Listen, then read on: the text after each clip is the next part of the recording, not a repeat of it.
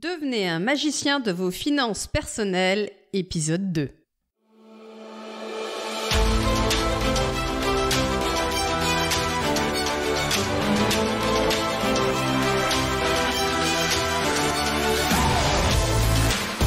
Que vous soyez déjà bon sur le sujet de l'argent et que vous ayez envie de vous améliorer encore, ou au contraire, que vous soyez complètement débutant, paumé et que vous ayez envie d'enfin pouvoir prendre en main ce sujet de l'argent qui a peut-être toujours été problématique pour vous et que vous souhaitiez maintenant pouvoir vous offrir la vie que vous méritez réellement d'avoir et offrir les expériences de vie que vous rêvez d'offrir à vos proches, alors cet épisode, qui est le second que je réalise sur ce sujet, est fait pour vous.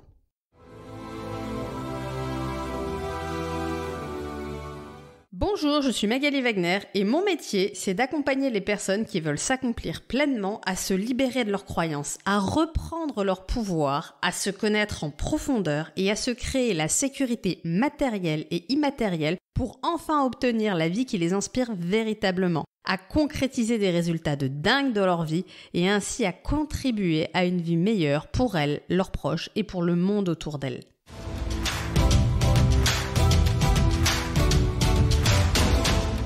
Vous avez été très nombreux à me faire énormément de retours positifs sur le premier épisode que je vous invite à écouter avant celui-ci si vous ne l'avez pas fait. Et je vous en remercie vraiment, ça m'a donné très envie de vous faire ce second épisode aujourd'hui.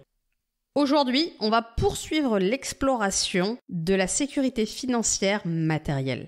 Je dis bien matérielle car il existe une sécurité financière immatérielle. Et on la verra ensemble plus tard, qui consiste à se sentir en sécurité au-delà même de ses ressources financières et de ce qu'on a autour de soi. Mais selon mon expérience et les gens que j'ai accompagnés, c'est très difficile d'accéder réellement à cette sécurité financière immatérielle quand on ne sait pas encore comment on va manger le mois prochain. Donc on va faire ça par étapes. On va d'abord créer une vraie sécurité financière matérielle et en parallèle, on va apprendre à travailler la sécurité financière immatérielle. Sinon, vous verrez rapidement que peu importe le nombre de zéros que vous aurez sur votre compte en banque, vous continuerez à vous sentir en insécurité. Donc on a vraiment besoin de travailler les deux leviers. Même si ça peut vous paraître aujourd'hui très bizarre, je vous garantis que je connais des gens qui, même avec des centaines de milliers d'euros sur un compte en banque, se sentent en insécurité parce qu'on sait jamais, et si jamais, etc., etc. Ce sujet est devenu une véritable passion pour moi, mais aussi une forme de jeu. Et comme tous les jeux, le secret, c'est d'extrêmement bien comprendre les règles et les limites pour jouer avec ces règles. Entendons-nous bien, le sujet ici, ce n'est pas de donner un avis sur les règles. Est-ce qu'elles sont bonnes? Est-ce qu'elles sont justes? Est-ce que ce sont les meilleures? C'est pas le sujet.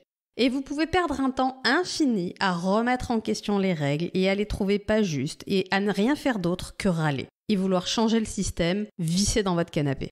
Et on va le dire franchement, quand j'étais jeune adulte, j'étais un peu dans cette catégorie-là. Mais vous avez une deuxième option. Vous pouvez apprendre les règles, vous pouvez vous entraîner à ce jeu, vous pouvez devenir excellent à ce jeu et vous pouvez apprendre à gagner avec les règles du jeu telles qu'elles sont.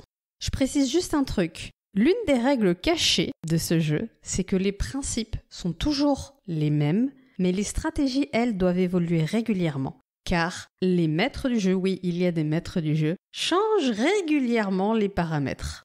La conjoncture n'est pas qu'une conjoncture. Il y a des gens qui influencent cette conjoncture, mais peu importe. L'importance, c'est de continuer à être au courant de ces changements et de s'adapter. C'est un peu comme si vous étiez dans Hunger Games, si vous avez vu le film, et si vous ne l'avez pas vu, moi c'est un film que j'adore, donc je peux vous le recommander. Il y a un maître du jeu, et à chaque fois que ça se passe trop bien pour les joueurs, le maître du jeu change les règles du jeu. Et on se réadapte, on change. Sinon, on devient celui qui perd. Et bien le jeu de l'argent, c'est le même. Les fondamentaux sont toujours les mêmes, tout comme les fondamentaux de la survie sont toujours les mêmes. Mais par contre, les règles du jeu changent et on s'adapte. Et on joue avec le jeu tel qu'il existe et non pas tel qu'on voudrait qu'il soit. Et pour ceux qui voudraient changer le système, je vais vous partager une phrase de Dompierre que j'aime beaucoup. On n'arrête pas le train à haute vitesse du capitalisme en mettant la main devant, mais en grimpant dedans, en remontant les wagons et en allant taper sur l'épaule du conducteur pour qu'il change les choses. Vous pouvez changer les choses uniquement si vous êtes à l'intérieur du système et que vous le faites évoluer de l'intérieur. Si je résume le premier épisode, je vous ai appris à vivre en dessous de vos moyens, ne pas faire de dettes pour acheter des passifs, protéger une partie de vos revenus sur un compte dédié, Maîtriser vos dépenses, ce qui veut dire les connaître, les valider et les choisir. Avoir une épargne de précaution. Dans ce second épisode, je vais vous partager 5 fondamentaux supplémentaires de la sécurité financière matérielle.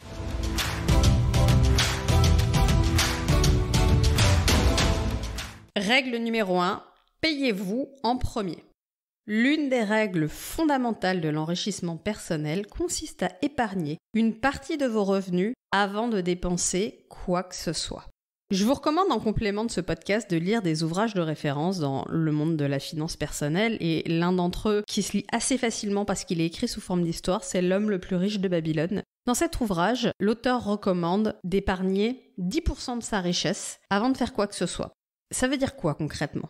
Concrètement, vous recevez votre salaire, peu importe de quoi vous vivez en début de mois, et avant même d'avoir payé votre loyer ou votre crédit ou quoi que ce soit, vous prenez 10% de cet argent et vous le mettez de côté. Cet argent, il n'a pas vocation à servir à payer aucune de vos charges courantes. Il a vocation à être mis de côté d'abord pour vous, et ensuite, on verra qu'il y a plein de façons en fait d'utiliser cet argent. On peut l'utiliser pour investir financièrement, on peut l'utiliser plus tard pour investir en soi. Alors je sais que sur cette chaîne, il y a pas mal de gens qui m'écoutent et qui font du développement personnel et qui passent la totalité de leurs revenus dans des formations. Arrêtez ça. Pour la plupart d'entre vous, vous n'avez pas besoin d'une formation de plus. Prenez n'importe laquelle de celles que vous avez déjà payées et poncez-la jusqu'à l'incarner pleinement. Et on verra après pour la formation de plus. Donc ne prenez pas cette règle-là pour une excuse à aller dépenser encore un peu plus d'argent dans un syndrome de l'objet brillant. Par contre, il y a des fondamentaux. Si vous voulez devenir badass en investissement, il est absolument nécessaire que vous lisiez, que vous vous formiez et peut-être que vous preniez une formation, mais pas sur l'objet brillant du moment, mais sur quelque chose où, pendant les 3 à 6 prochains mois, ça va être votre top priorité. On ne se disperse pas, on ne se dilue pas. Moi, actuellement, ma top priorité pour les 3 prochains mois, c'est quelque chose qui est de l'ordre de la structuration, de la systémisation de mes entreprises, etc. Je ne consomme que du contenu qui concerne ça. Je ne suis pas en train de partir dans des sujets qui concernent, par exemple, la psychologie, qui est un truc que j'adore, etc. Je dis pas qu'il n'y a pas des trucs qui passent et qui pourraient m'intéresser, mais ça n'est pas la priorité du moment. Soyez très clair sur où vous êtes. Souvent, on accumule, quand on est du type à consommer des formations, on accumule des formations dont on a ouvert les 2 premiers modules. C'est pas en achetant la formation qu'on devient bon. Donc, si vous êtes du genre à avoir plus de 10 formations chez vous, prenez n'importe laquelle et poncez-la. Vous n'avez pas besoin d'un truc de plus.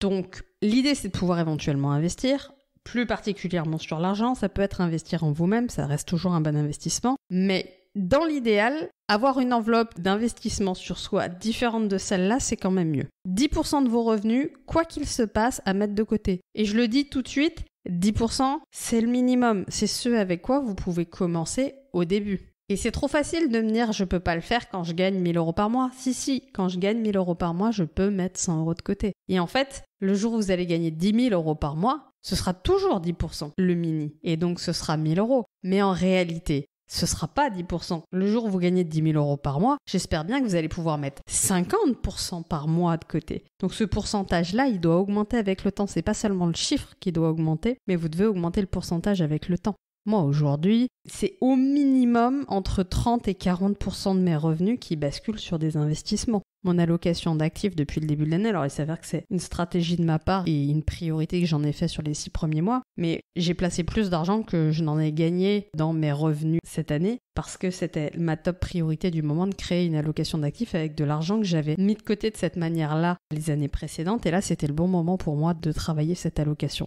Donc règle numéro 1, quoi qu'il se passe, commencez par mettre au minimum 10% de côté et ce pourcentage, il doit augmenter avec vos revenus.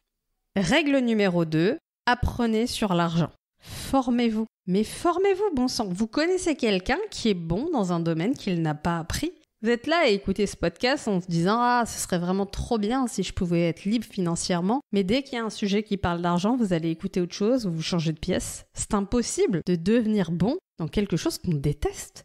C'est impossible. Donc formez-vous.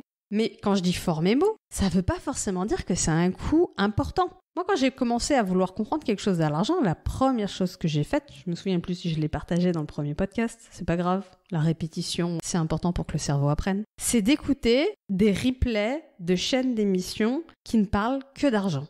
Et, on va se le dire franchement, philosophiquement et sociologiquement parlant, j'étais globalement d'accord avec rien. Et en plus, la moitié du temps, je comprenais rien aux mots qu'ils utilisaient et à la manière dont ils organisaient leurs idées. C'est là où on voit que c'est vraiment un schéma mental. Et ça a duré 1 an et demi, où je n'ai fait que ça. Ça a été ma seule action, ça a été d'écouter des gens qui sont dans le milieu de l'argent parler d'argent, très régulièrement. En dehors de ça, une deuxième action que vous pouvez faire, et qui vous coûte rien, c'est d'aller éventuellement écouter des gens sur des plateformes de vidéos, de podcasts, et qui parlent des sujets d'argent. Ça peut être une option. Il y a beaucoup de choses gratuites aujourd'hui. Option numéro 3, lisez des livres.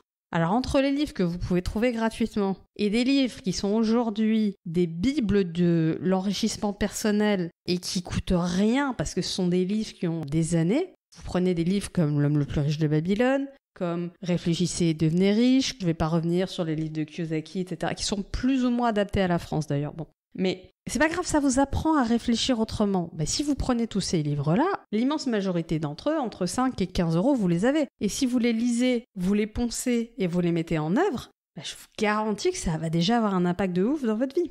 Alors l'étape d'après, si vous voulez commencer à créer une stratégie d'allocation d'actifs ou d'investissement, je pense par exemple à l'investissement immobilier ou en bourse ou autre, eh ben oui, ça peut être intéressant en ce moment-là de se payer une formation ou de se faire accompagner ou de se faire coacher ou d'avoir un conseiller, un consultant, c'est ok. Mais c'est l'étape 2 en fait. Parce que si vous n'avez pas les notions pour comprendre ce que la personne en face de vous peut vous dire, vous allez vous faire balader. Et c'est hyper important d'avoir une culture globale financière au départ parce que j'ai envie de vous dire, écoutez l'avis des personnes qui ont la vie que vous voulez. Je répète, écoutez l'avis, A-V-I-S, des personnes qui ont la vie, V-I-E, que vous voulez. Arrêtez d'écouter Tata Jacqueline, vos parents ou vos collègues qui ont exactement la même vie que vous, ou pire, sur ce que vous voulez faire. Moi, quand j'ai voulu me lancer dans l'investissement immobilier, c'est facile. 100% de l'entourage que j'avais avant de me lancer dans l'investissement immobilier m'a découragé de le faire. C'est pas, il n'y en a pas un qui s'est levé pour me dire « Ah Max, c'est une super idée !» 100%. Jusqu'à mon mari, il voulait pas, donc comme ça c'était plié. Ma mère, mes collègues, mes amis, tous ils m'ont trouvé ça débile. Et si je les avais écoutés eux, aujourd'hui, j'aurais pas la vie que j'ai. Et ce qui est drôle, c'est que c'est aujourd'hui ces gens-là qui se mettent à avoir la vie que moi j'ai eue. Aujourd'hui, j'ai et mon meilleur ami et ma meilleure amie qui investissent dans l'immobilier. J'ai plein de gens autour de moi qui viennent me voir pour ça. Et petit à petit, ça fait des petits. Et même ma mère écoute mes conseils sur l'immobilier maintenant. Avant, quand je disais des trucs, je parlais toute seule. Hein. Même ma mère écoute. Bon, elle va pas se faire une stratégie de surinvestissement, etc. Mais elle a un appart, 2 apparts. Et maintenant, elle m'écoute quand je lui parle de tel ou tel régime fiscal, etc. Bon. Et c'est comme ça. En fait, ça part des sachants vers ceux qui ne savent pas. Donc arrêtez de choisir d'écouter des gens dont l'opinion n'est pas pertinente. Et c'est vrai dans tous les domaines. Hein. C'est vrai sur le sujet de l'argent, mais c'est vrai sur le sujet du business. En vrai, je suis effarée de voir que l'immense majorité des structures d'accompagnement des jeunes entreprises, les personnes qui sont dedans sont des personnes qui sont payées par les régions, par les départements, les mairies, peu importe. Bref, je vais faire simple, même si ce sont des salariés du privé, ils sont assimilés fonctionnaires, c'est l'État qui paye. Et donc ce sont des gens qui, pour l'immense majorité d'entre eux, n'ont littéralement jamais pris aucun risque dans leur vie, qui vont accompagner les personnes qui en prennent. Mais qu'est-ce qui va se passer quand ça va tanguer ? Qu'est-ce qui va se passer au premier remous, au premier manquement ? Je vais vous raconter cette anecdote dans quelques jours parce que j'ai pas pris le temps encore de finaliser le podcast, mais j'ai l'un de mes clients récemment qui a vécu quelque chose de très difficile puisque l'un de ses plus gros clients est parti en liquidation judiciaire du jour au lendemain. Donc 1, il perd l'argent qu'il leur devait et 2, il perd tous les contrats futurs qui étaient prévus. Bon lui, c'est mon client, il m'a appelé, il était à un niveau de panique qui crevait le sommet. En 45 minutes, on a retrouvé un sujet de calme. Et en l'occurrence, parce que c'était une journée importante pour lui, il devait être en famille, je l'ai envoyé vivre en famille et se détendre. Et le lendemain, on a passé 1 heure ensemble, on a créé un système, on a refait une stratégie. Et je vais vous raconter tout ça dans un podcast dédié, mais aujourd'hui, il est trop content. Je pourrais vous mettre des captures d'écran des messages qu'il m'envoie. C'est ouf comment il se rend compte à quel point c'était un cadeau et qu'est-ce qu'il a pu en faire et comment en fait il est en train de gagner 10 fois plus que ce qu'il a perdu. Mais vous voyez faire ça avec quelqu'un qui a jamais pris un risque, qui va me rentrer en mode panique, littéralement qui lui aurait dit d'appeler, je sais pas moi, le cousin, le machin, est-ce que tu peux emprunter de l'argent? Est-ce que tu peux aller faire un crédit le temps que ça passe? On peut peut-être aller négocier une aide d'État. Mais stop avec les aides d'État! Trouvez des solutions qui sont pas liées où vous dépendez de personne en fait. Ça suffit! Prenez vos responsabilités. On est entrepreneur ou on joue aux cartes en fait? Je vous garantis qu'on peut trouver des solutions. Et en l'occurrence, on a trouvé des solutions pour lui. Et en 15 jours, on a sorti le sujet. Alors, est-ce que c'est confortable pour lui? Non! Mais on trouve des solutions, parce qu'on est branché là-dessus. Mais est-ce qu'une personne qui est fonctionnaire, et qui a pris l'habitude de garantir sa sécurité, et puis d'être aux 35 heures, et puis de surtout pas en faire trop, puis de passer ses journées en réunion, ou à aller chercher des fonds de subvention, c'est cette personne-là que vous voulez avoir à côté au moment où ça va tanguer? Pas moi, hein. Moi, mon coach, il est hyper badass et quand c'est la merde, je vous garantis qu'il est là en mode allez, on y va et pas en mode vas-y, on va se trouver un crédit, quoi. Donc c'est pareil en fait. Par qui vous voulez vous faire accompagner? Et par qui vous voulez vous faire accompagner quand vous avez envie d'être en couple et que vous n'y arrivez pas? Quand vous avez envie de communiquer et que vous n'y arrivez pas? Que vous avez envie de réussir à éduquer vos enfants et que vous n'y arrivez pas?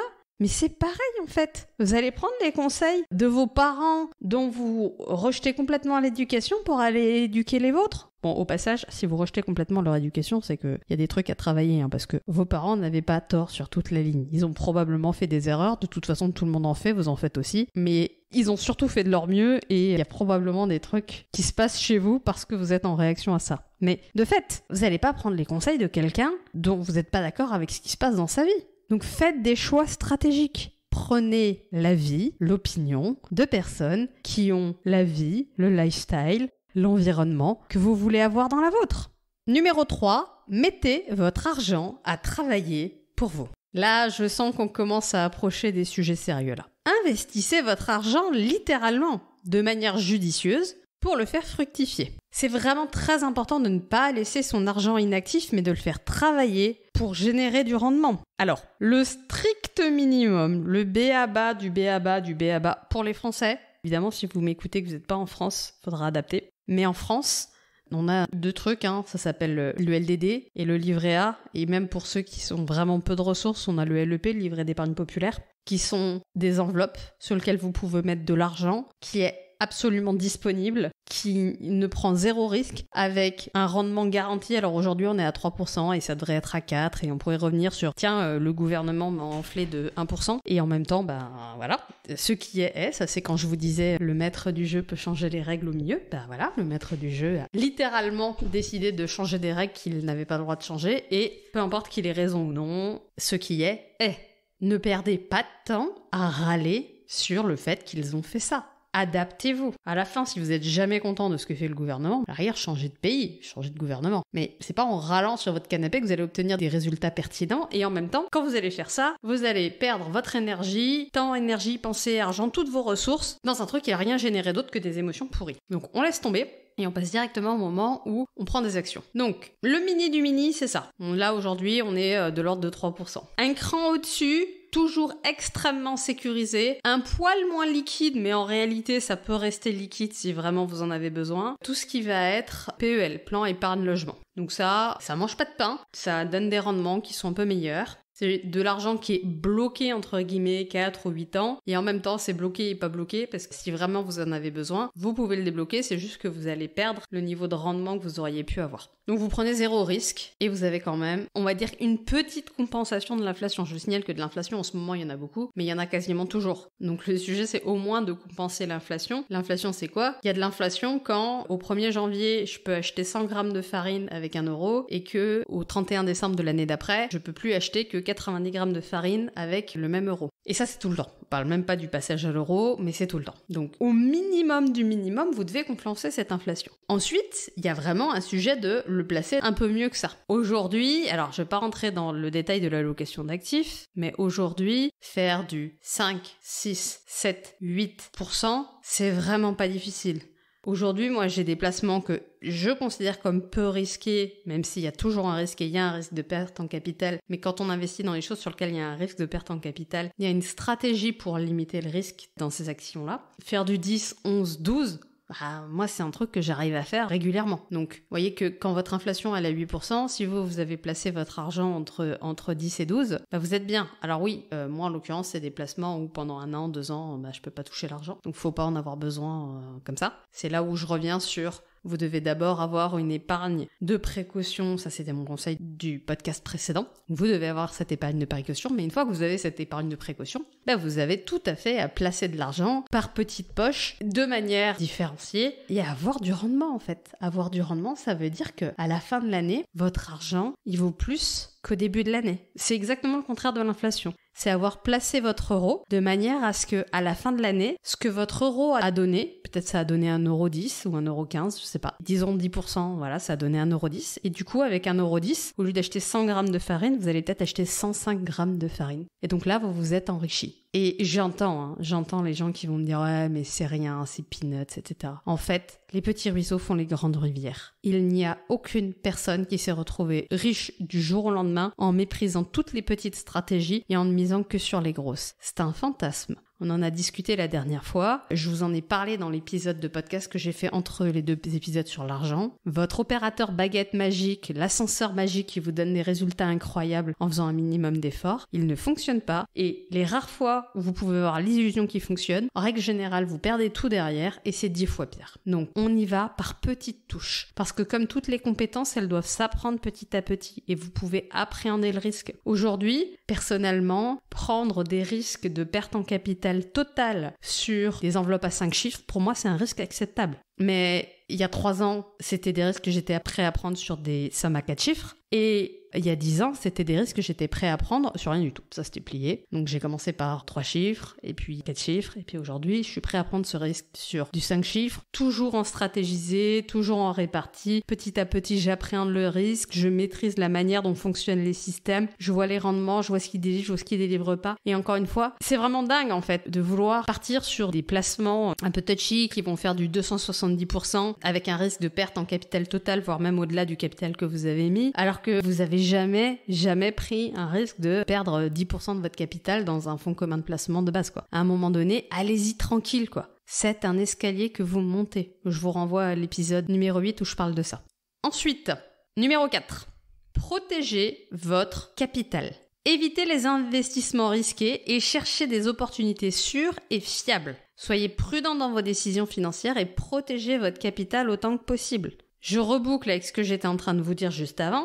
J'ai commencé par vous proposer des placements complètement sécurisés. Et je vous ai dit, quand vous maîtriserez ces placements-là, quand vous aurez commencé à avoir des enveloppes suffisamment importantes, allez-y par petites touches. Qu'est-ce qui vous empêche de mettre un petit peu d'argent en bourse et puis de mettre un petit peu d'argent dans des SCPI? Allez-y par petites touches dans des choses qui sont peut-être un peu mainstream, mais qui donnent des choses qui sont pas si risquées que ça. Le risque, c'est un truc dans lequel on va de manière proportionnelle. C'est votre argent, c'est pas un jeu vidéo. On fait pas de gambling. Alors oui, bien sûr, il y a eu des gens qui ont eu du bol avec le gambling, par exemple, des gens qui ont investi au bon moment dans les cryptos, ça a donné des trucs vraiment impressionnants, mais c'était uniquement un coup de chance, et en vrai, 1, ils peuvent pas le répéter, et 2, aujourd'hui, pour avoir discuté avec certains d'entre eux, ils sont désespérés parce que c'est plus possible de faire ça, et qu'ils trouvent que les rendements des cryptos, c'est presque trop smooth, trop facile. Donc, voyez vraiment comment vous pouvez y aller tranquillement. J'ai coaché une personne qui avait gagné des sommes faramineuses dans les cryptos, qui ensuite avait perdu ces mêmes sommes faramineuses, voire un peu plus. Et du coup, il s'en veut à mort parce qu'en fait, il a fait un all-in, il a tout perdu, en ne respectant pas les règles que lui-même connaît par cœur, parce qu'à un moment donné, ça devient addictif. Et c'est là où ça devient très intéressant de voir que vous devez y aller progressivement. De la même façon, dans l'immobilier, l'immense majorité des gens que j'ai vu se planter, c'est des gens qui ont fait des petits trucs et puis petit à petit, ils ont pris la confiance et tout à coup, ils se sont enflammés et ils sont partis sur un projet à 5, 10, 15 millions d'euros. Mais ils n'avaient pas les épaules, 1 tuile, 2 tuiles, 3 tuiles. Quand la tuile, elle est sur un projet à 150 000, ça fait quelques dizaines de milliers d'euros, vous pouvez les encaisser. Mais en fait, quand la tuile, elle est sur un projet à 15 millions, potentiellement, ça peut être une tuile à plusieurs millions. Et ça, vous les avez pas dans votre arrière-cour. Donc, tranquillement, en fait. On monte l'escalier, marche après marche, et on n'essaye pas d'aller sur des trucs juste pour pouvoir se la raconter. Ça revient à du vanity metrics, quoi. On est là en mode, je veux me la raconter, donc du coup, je fais des gros projets, et comme ça, je peux le mettre en claim sur Facebook, mais c'est hyper dangereux. Donc moi, je vous le dis, allez-y en sécure. Ça vous prendra peut-être 5 minutes de plus. Mais comme je le dis souvent, mieux vaut rater une bonne affaire que d'avoir acheté une très mauvaise. Or, si vous êtes addict à vouloir rater aucune bonne affaire perçue, vous avez un fort risque de vous retrouver avec une daube que vous n'avez pas vu venir parce que vous êtes allé trop vite. Parce que vous vouliez surtout pas rater une bonne affaire. Quand vous êtes un investisseur régulier, vous savez que les bonnes affaires, c'est comme les trains, ça passe tout le temps. Donc si vous en avez raté une, c'est pas grave, vous en aurez une autre. Par contre, vous êtes extrêmement vigilant à pas rentrer dans une mauvaise affaire. Et enfin, le numéro 5, choisissez des conseillers financiers compétents. Si vous n'êtes pas suffisamment compétent pour gérer vos finances, cherchez des conseillers financiers avisés, compétents, qui ont fait leurs preuves, qui savent de quoi ils parlent. Faites confiance à ceux qu'on vous a potentiellement recommandés, etc. ou ceux dont vous pouvez voir les résultats. C'est assez facile, il y a beaucoup de grands gérants sur la place qui sont obligés de publier leurs résultats. C'est très facile de voir leurs résultats. Alors évidemment, les résultats du passé ne prédisent pas forcément les résultats du futur, mais on va se le dire franchement, c'est quand même un bien meilleur indicateur que quelqu'un qui n'avait pas de résultats dans le passé. Ensuite, je vous rappelle que si vous n'êtes pas formé, si vous ne vous êtes pas renseigné, vous n'avez pas la capacité de savoir ce que cette personne vaut et délivre. Et c'est là où la limite de l'exercice, c'est que les gens, ils veulent non pas déléguer, mais se décharger. Se décharger, c'est « Ah tiens, je te refile la patate chaude, tu te démerdes, mais tu fais ça bien ». Si vous n'avez pas la capacité à évaluer si la personne en face de vous est bonne ou pas, bah c'est comme de prendre votre argent et de le jeter par la fenêtre et puis vous verrez s'il atterrit en bas ou pas, quoi. Ça ne fonctionne pas. Et je vais juste vous rappeler un truc. Les vrais experts sont payés extrêmement cher. Quand c'est gratuit, c'est que c'est vous le produit. Donc quand votre banquier ou un conseiller en gestion de patrimoine à la mort moelle-neu en mode tout gratuit vient vous voir pour vous proposer des trucs, il peut y avoir des très bonnes personnes là-dedans. Il peut y avoir des gens très brillants. Mais ils sont extrêmement rares parce que quand c'est gratuit, ça veut dire que vous ne payez pas le conseil, mais que la personne est rémunérée par les fonds qu'elle vous amène ou les investissements qu'elle vous amène pour les placer. Donc ce qui l'intéresse, elle, c'est combien elle récupère sur ce qu'elle vous donne, que ce soit bien ou pas pour vous. Alors bien sûr, à l'intérieur de tout ça, il y a des gens éthiques, il y a des gens qui proposent des choses qui sont pertinentes et j'en connais. Mais en vrai, sur 10 que j'ai rencontrés dans ma vie, il y en a un pour qui c'est vrai. À une époque, quand je rencontrais des banquiers, etc., parce que j'ai eu ma phase hautement immobilier, donc je passais ma vie avec des banquiers aussi, et j'avais une question que j'adorais leur poser juste pour savoir le niveau de la personne en face de moi. Je leur disais, qu'est-ce que vous avez à me proposer comme FCPI ? F comme Fernand, je le précise. Et systématiquement, mais alors là j'ai fait un all-in, 100% du temps, j'ai eu des réponses sur, alors nous, en matière de SCPI, S comme Sophie, nous avons je sais pas quoi. Et donc là, j'interrompais en disant « J'ai parfaitement conscience que vous avez des SCPI plein les poches, j'en doute pas. Moi, ce que je veux savoir, c'est qu'est-ce que vous avez comme FCPI. » Et là, il y a un bug. Parce que je me retrouve avec quelqu'un qui est censé être un sachant, qui est censé mieux savoir comment, et qui était déjà en train de me faire une démonstration sur un petit papier de pourquoi c'était génial la SCPI.